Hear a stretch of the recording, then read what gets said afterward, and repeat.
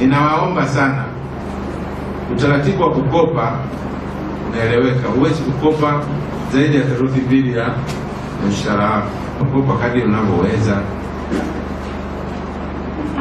ya hela yako iliyopo, lakini ni lazima ibaki hela ya kusustain katika maisha yako. Lakini ukope kwa tija. Usikope tu kwa sababu boyfriend wangu anataka nimpatie hela, nikiacha kumpa ataniacha. Girlfriend wangu anataka nimpatie hela, nikiacha kumpatia hela ataniacha. Baadaye unakuwa umeshakauka, hata kununua tu maji huwezi. Lakini ndugu zangu, niwaambie, hakuna hela ambayo inatosha. Lazima uridhike na unachokipata. Lazima katika kile unachokipata kibajitie vizuri. Wacha tamaa zile za ajabu ajabu.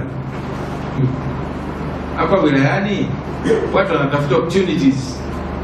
Wakiona ajira mpya, sasa wanajua kabisa ajira mpya hapa mjini tuna 100 sio na ngapi, hapa huku vijijini na kule tuna 60 kitu. Unajua hapa nitatafuta hapa binti mmoja hapa safi, nitakaa naye vizuri, anampiga Kiswahili saundi za kutosha. Jamaa kaingia kingi, ambia bwana kanitafutie mkopo nifanye day worker. Sio vizuri kila siku unaniletea tu hela. Anaanza na plani hiyo, unampa mara kwanza anakuletea hela mara 2 3, baadaye anapiga anakwambia hii pikipiki yangu bwana ameniambia huko nadaiwa. Ninakuombeni sana mkurugenzi, sasa maagizo kwa mtu yeyote anayetaka kukopa akope kufuatana na stahiki za kiserikali kwenye mshahara wake. Kopa kwa kiwango chako. Hakuna mtu ambaye anakataza kukopa.